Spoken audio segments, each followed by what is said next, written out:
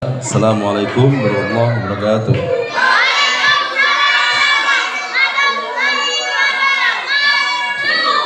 Ya, bagus. Bismillahirrahmanirrahim. Kitab Taisirul Khalaq. Kitab yang mempelajari tentang akhlakul karimah. Pada halaman 40 Kitab Taisirul Khalaq ini membahas tentang at-tawadhu'u. At-tawadhu'u atau tawadhu'. At-tawadhu'u niku sama dengan sifat andap asor. Sifat tawadhu' huwa yang dikatakan sebagai sifat tawadhu' adalah khafdul janahi wa ilanatul janib min ghairi khissatin wala madhannatin, yaitu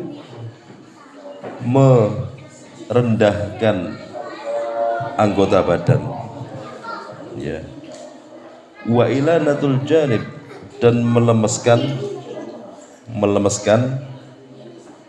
lempeng atau lambung dilemes ngeten. Jadi enggak terlalu tegang, enggak terlalu tegap, yo enggak terlalu kaku. Juga tidak terlalu bersifat takabur. Takabur niku merasa diri paling. Ini santri usahakan jangan sampai memiliki sifat takabur, merasa diri paling pinter, ya kan, merasa diri paling sregep, merasa diri paling ganteng, gitu, atau merasa diri paling cantik, gitu kan. Ini adalah contoh-contoh sifat takabur. Nah, santri harus bersifat sebalikan atau kebalikan dari takabur, yakni tawadhu'. Tawadhu' itu lemes. Mari kalau jenengan kalau lihat santri-santri yang sudah ilmunya mumpuni, itu banyak kan tawadhu' tingkat tinggi, ilmunya mumpuni. Kalau anak santri pencilaan, itu masih belum berilmu, masih kurang dalam ilmunya, ya. Kok ada santri kok kudu langkah, santri kok langkah, ya.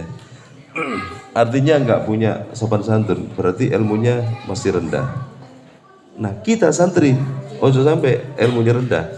Santri itu ilmunya harus tinggi, ya, ilmunya harus mumpuni. Nah, ini bisa kita lihat pada diri kita sendiri. Santri itu harus paham tentang dirinya sendiri, mengenal tentang dirinya sendiri. Saya ini termasuk santri yang tawadhu' apa santri yang takabur? Kita sendiri yang tahu, bukan orang lain.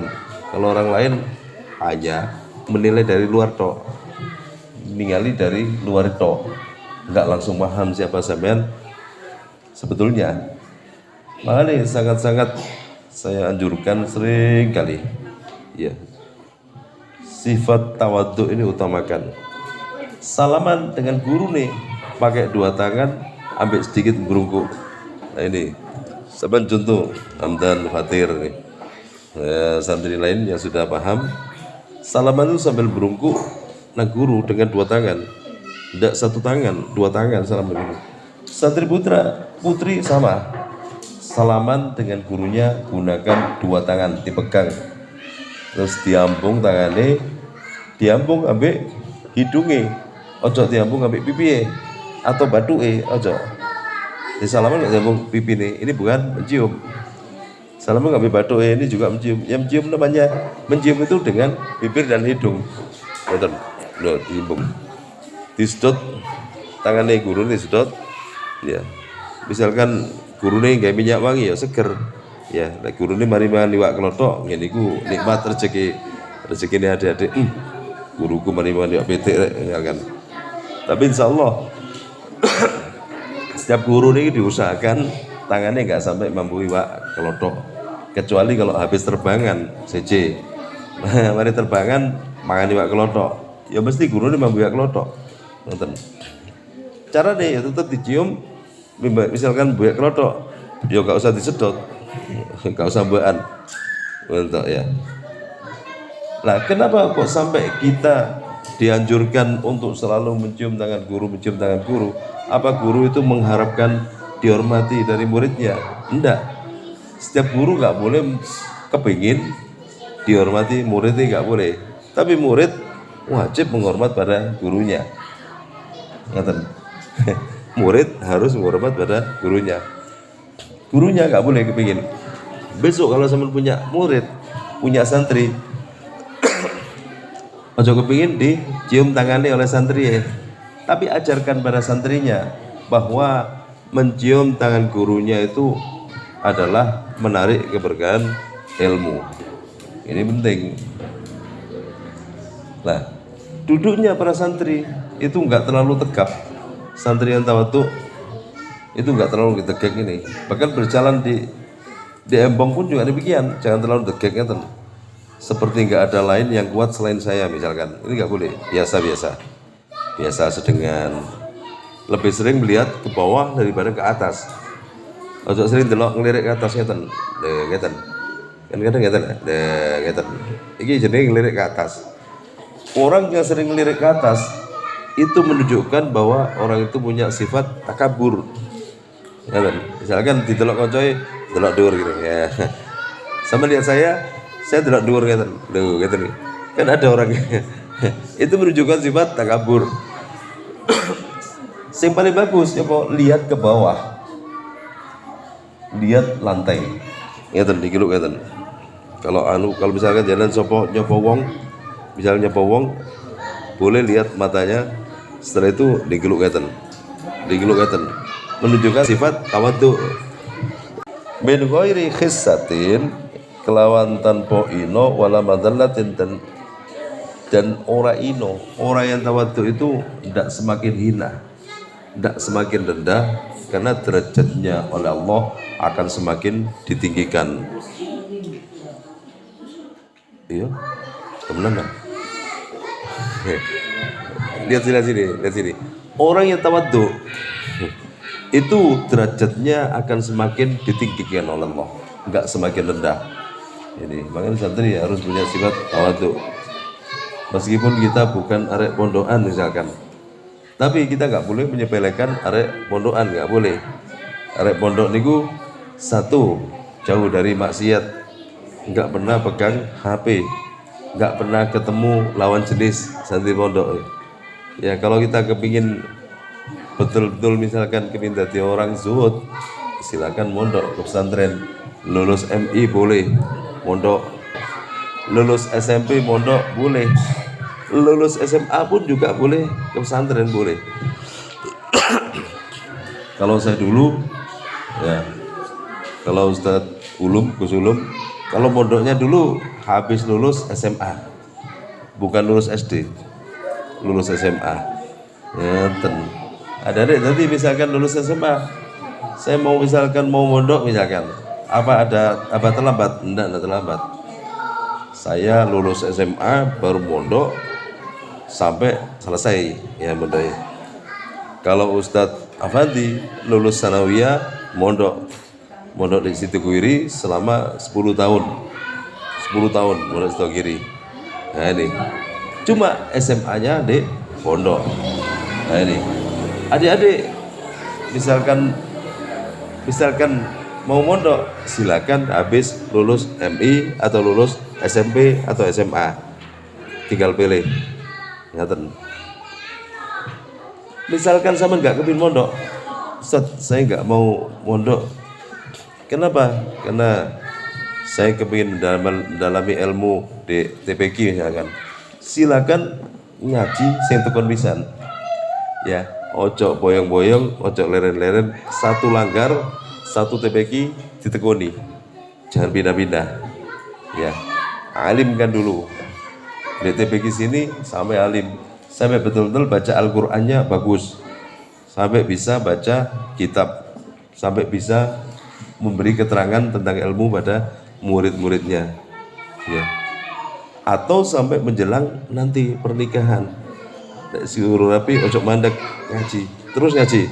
Misalkan koncoy cili-cili nggak ada masalah, nanti yang senior bagian ngatur ada cili, santri kecil. Dan pasti kita akan bagi sampean untuk mucal anak-anak kecil, Joko ada cili-cili. Ngaten. Yang penting jaga tawadhu, adik. Nah, jaga tawadhu ini penting. Wal maksudu minhu itta'u kulli dzi haqqin haqqahu. Yang dimaksud, ya, dimaksud tawadhu ini adalah memberikan hak pada orang yang memiliki hak. Misalkan kita menghormati pada orang tua. Orang tua itu wajib dihormati. Haknya orang tua untuk dihormati anaknya. Nah itu memberikan haknya orang tua. Ya, kita berikan.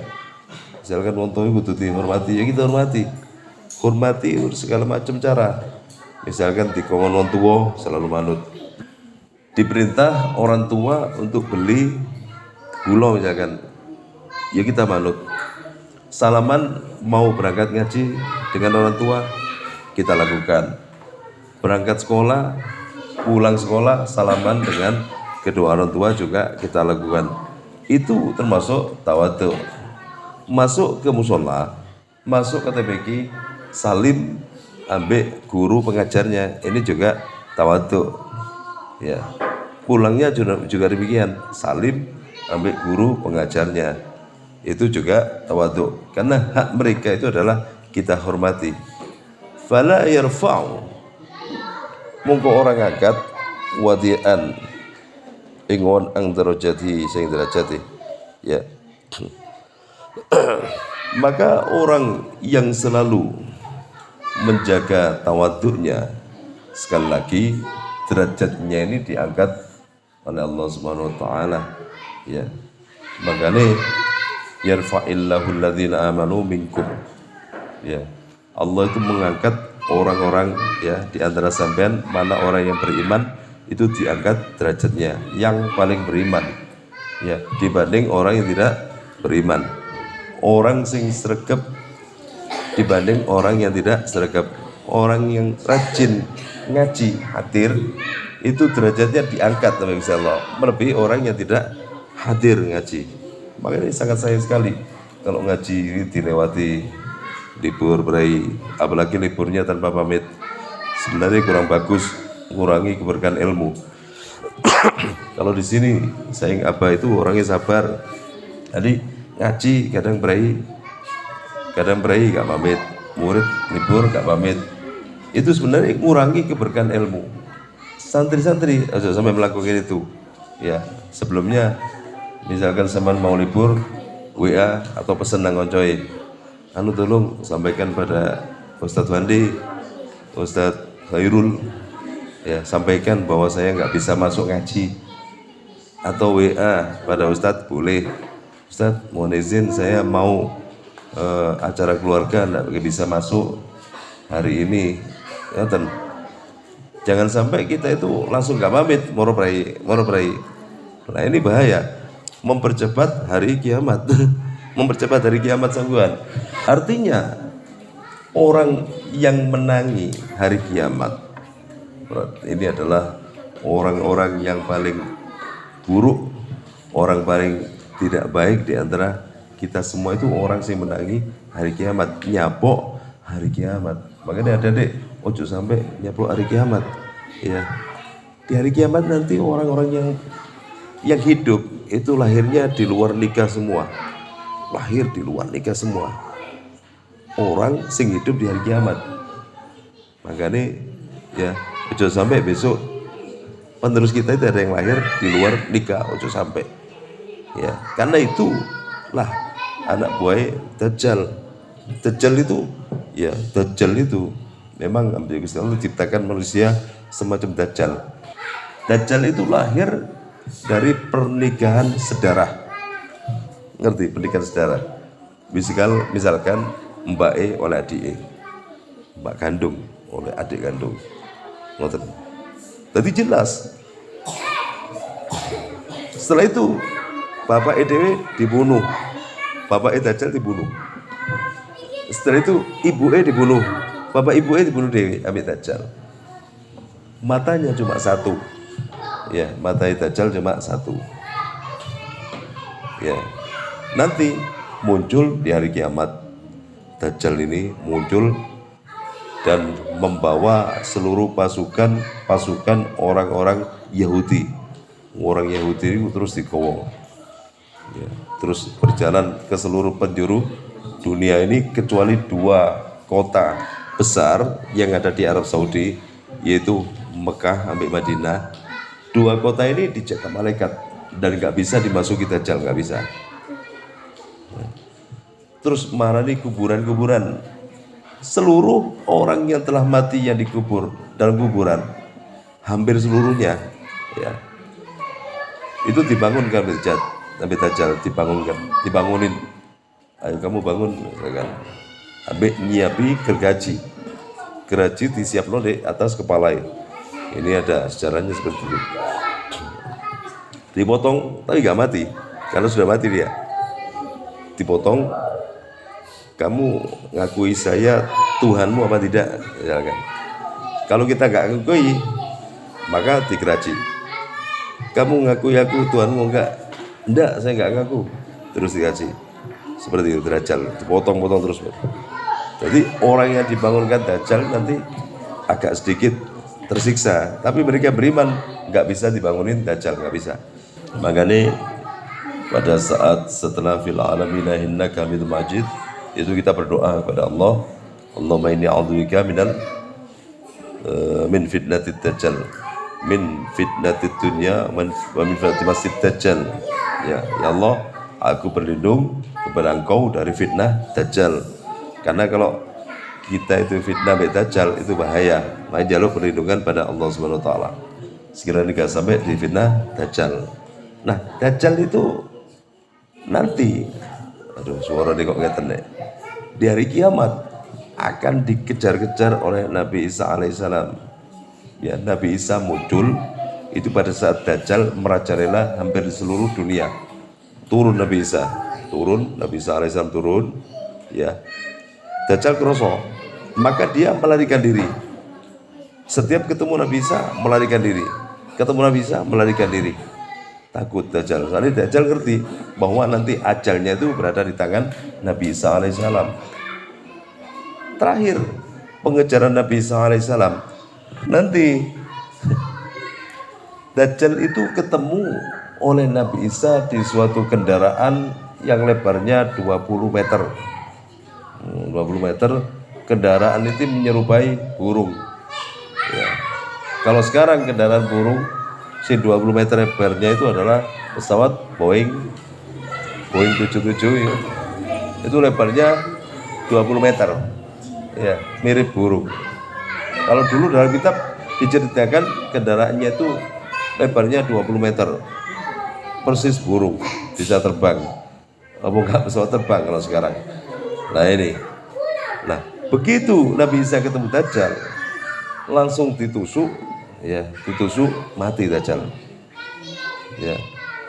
Dajjal mati. Karena setiap Dajjal ketemu Nabi Isa, badannya selalu mencair, melarikan diri dari air. Melarikan diri dari air.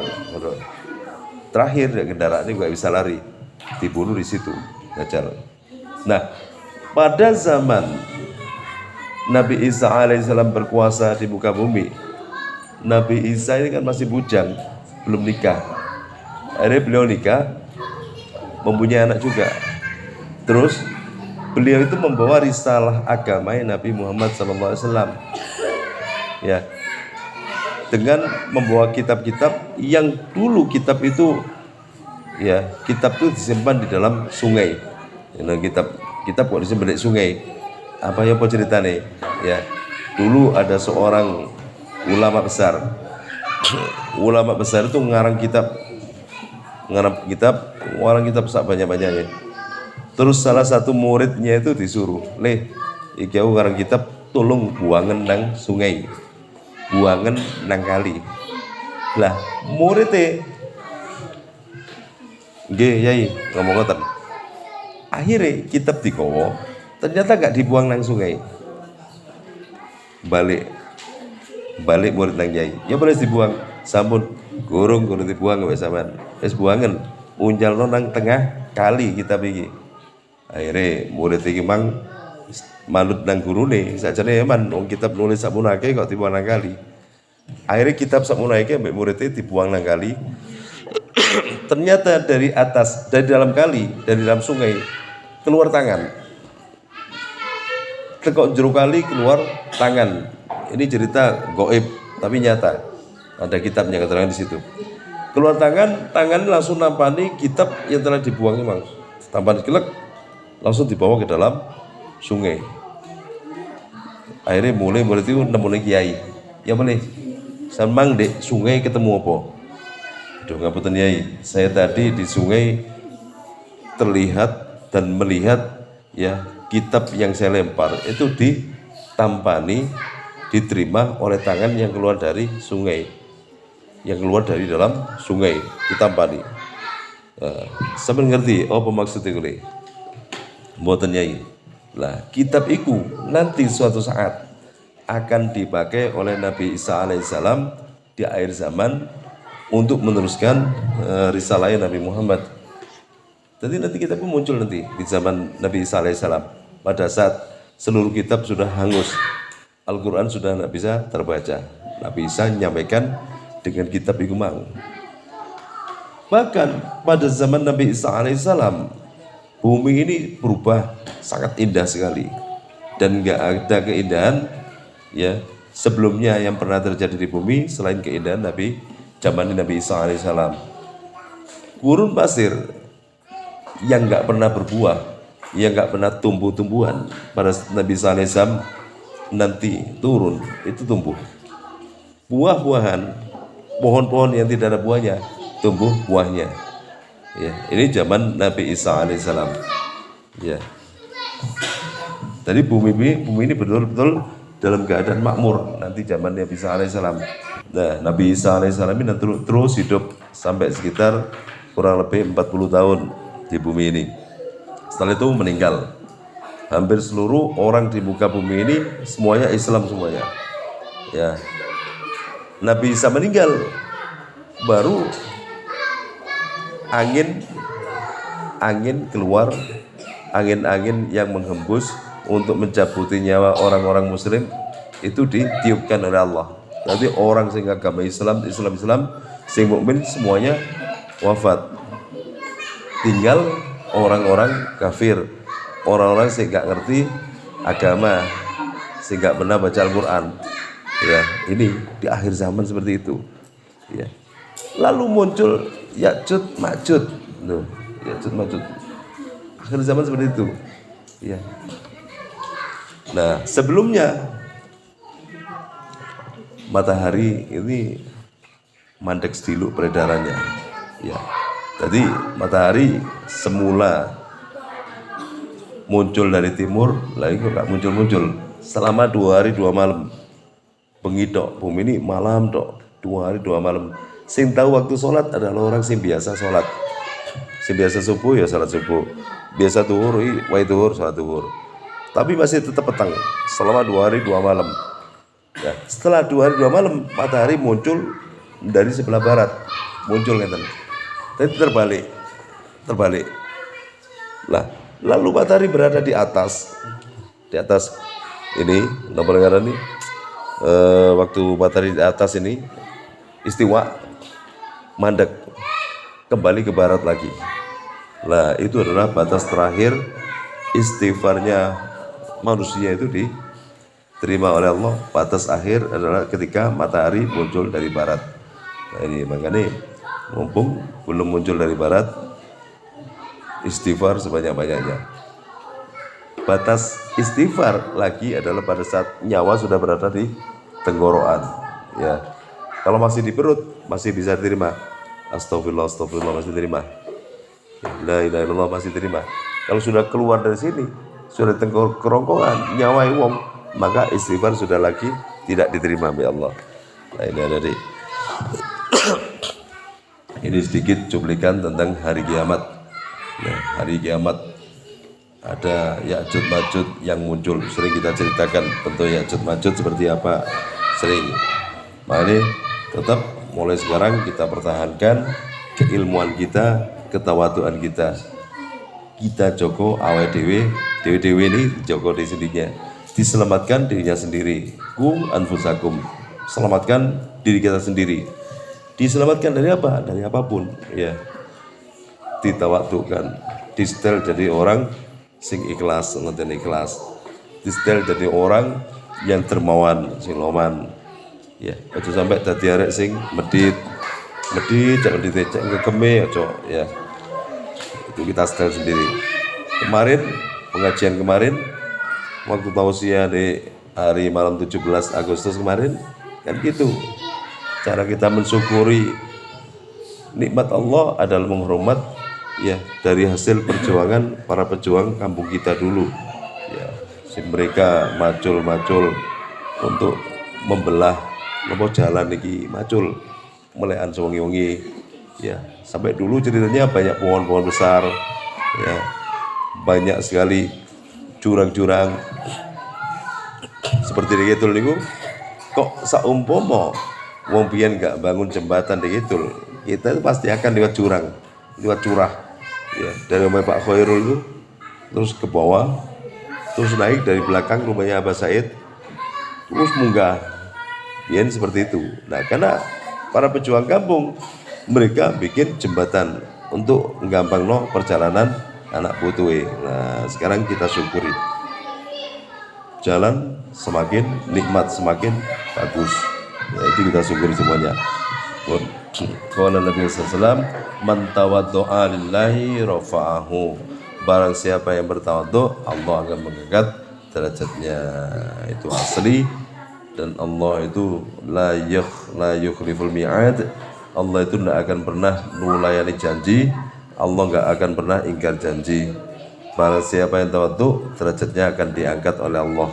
Ini asli dan bukan bohongan. Assalamualaikum warahmatullahi wabarakatuh.